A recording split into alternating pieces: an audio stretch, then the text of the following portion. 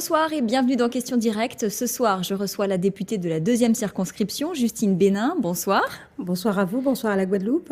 Alors Emmanuel Macron, dimanche, déclarait dans le journal de Laurent Delahousse, je le cite, « Je fais en sorte de rendre chaque instant utile ». Alors est-ce que vous, depuis que vous avez été élu, il y a 6 mois, vous avez le sentiment d'être utile à la Guadeloupe et aux Guadeloupéens ? Oui, j'ai le sentiment d'être utile dans la mesure où, dans le cadre de la campagne électorale, j'ai pris des engagements. Et vous avez le sentiment d'avoir déjà commencé à les tenir ? Eh bien, au cours des 6 premiers mois, j'ai pris des engagements. Premier engagement, c'est démocratiser l'action législative.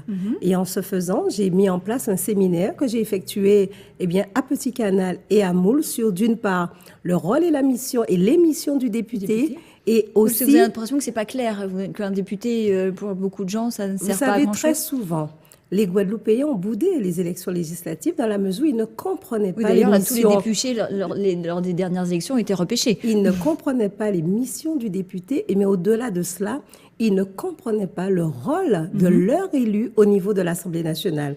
Donc là, vous avez le sentiment maintenant, avec tout ce que vous avez mis en place, que votre rôle est clair dans l'esprit des électeurs. Premier séminaire, le rôle et les missions du député. Deuxième séminaire, l'action législative, où j'explique les grandes réformes du président de la République, Emmanuel Macron, sur les ordonnances, sur la loi travail, sur le projet de loi de finances, sur le projet de loi de finances de la sécurité sociale, mais sur aussi le budget des Outre-mer et sur aussi la loi dite confiance. Et j'explique, je fais de la pédagogie. Je fais de la pédagogie et j'avais dit aussi que j'allais voir l'ensemble des municipalités de la 2e circonscription. Ce que j'ai mis en place, j'ai appelé l'ensemble des maires, je leur ai envoyé un courrier pour leur dire que je souhaitais les rencontrer pour parler des grands défis et des grands sujets à relever pour la Guadeloupe et pour l'essor et le développement économique de la Guadeloupe. C'est ce que j'ai fait au cours de mes premiers 6 mois. Alors vous avez aussi un mandat national, donc vous travaillez autant pour les Français, les hexagonaux que pour les Guadeloupéens ? Il est important que les députés de la Guadeloupe se fassent entendre au sein de l'hémicycle de l'Assemblée nationale.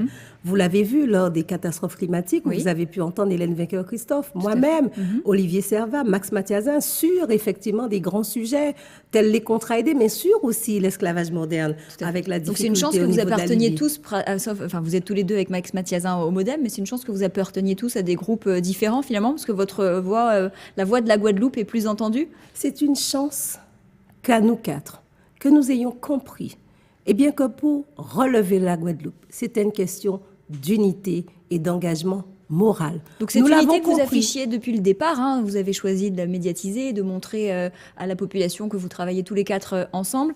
C'est une unité réelle, c'est pas une unité feinte ? Je suis fière parce que c'est une unité réelle. Aujourd'hui, les Guadeloupéens n'ont pas besoin de clivage. Les Guadeloupéens n'ont pas besoin de division.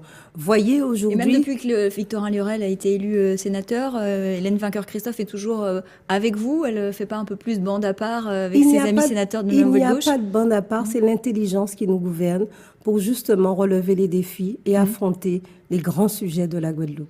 Alors, comment vous jugez, vous et avec l'ensemble des autres députés, l'action et la méthode de ce gouvernement ?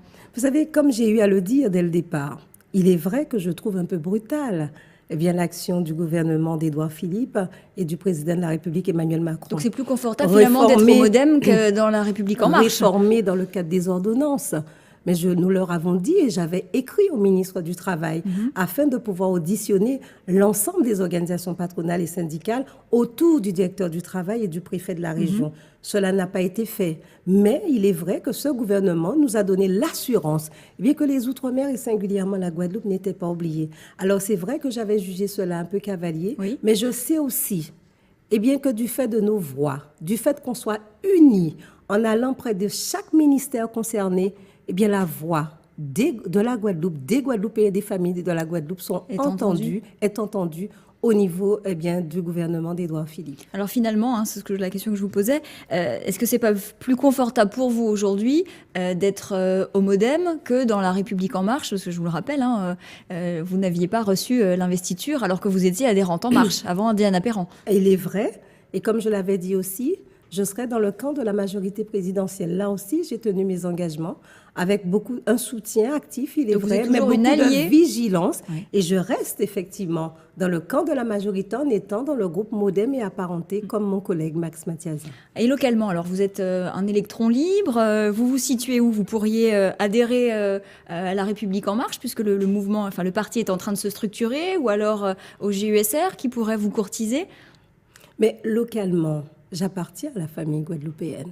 Localement, je suis en réflexion sur les grands sujets de la Guadeloupe. Mais localement aussi, d'ici janvier, je vais créer un grand mouvement de réflexion. Donc ça va être un nouveau parti? J'ai dit un grand mouvement de réflexion. Justement, il y aura des commissions. Vous savez que les gens ont besoin d'avoir des élus qui appartiennent à une obédience ou à une autre. Il est vrai. Mais n'oubliez pas que quand même, lors des élections législatives, j'ai eu comme soutien la ferveur populaire de l'ensemble de la population de la 2e circonscription. Je considère qu'aujourd'hui, eh bien, au-delà des clivages, au-delà des mouvements et des groupes, l'occasion m'est donnée et de pouvoir faire de la pédagogie auprès de la population sur différents sujets que nous discutons au niveau de l'Assemblée nationale. Donc Justine Bénin reste un électron libre en Guadeloupe. Justine Bénin reste Justine Bénin, avec une certaine compétence, une certaine légitimité du fait de mon antériorité politique au service de la population guadeloupéenne. Alors on l'a vu, depuis l'élection, la nomination du gouvernement, les visites ministérielles se sont enchaînées en Guadeloupe, à Saint-Martin aussi, bien évidemment. Alors selon vous, tous ces déplacements, toutes ces visites, ce sont des opérations de communication ou est-ce qu'ils nourrissent réellement des politiques publiques? Vous savez, le gouvernement a entendu les cris, les inquiétudes et les appels des députés, en tout cas de celles que je suis. Quand les ministres viennent ici, ils viennent ici parce qu'au-delà de la demande des députés, ils viennent ici pour constater les réalités. Parce que très souvent, les ministres du gouvernement d'Édouard Philippe ne connaissent pas les Outre-mer, singulièrement de la Guadeloupe, ne connaissent pas les réalités des Outre-mer. À charge pour eux de venir sur place, à charge pour eux de comprendre et de bien voir que la Guadeloupe et celle que je suis, nous ne quémandons rien. Mais nous voulons absolument le rattrapage par rapport à la France hexagonale. Donc même sur l'eau, S'agissant de l'eau, c'est un grand sujet.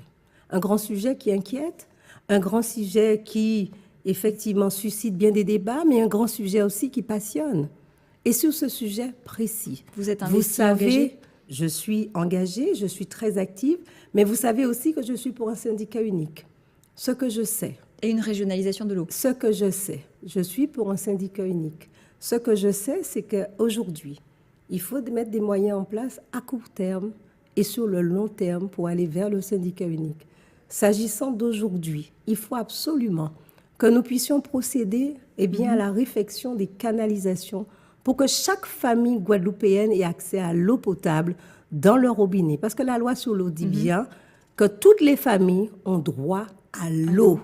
Bon, vaste sujet, nous aurons l'occasion. C'est un vaste débat et je souhaite que vous puissiez m'inviter durant une petite heure afin que je puisse vous faire la démonstration que le syndicat unique réglera l'ensemble des questions. Mais aujourd'hui, il faut penser sur le court terme et sur le long terme. On reparlera donc de ce dossier de l'eau avec vous, Justine Bénin, dans une prochaine émission.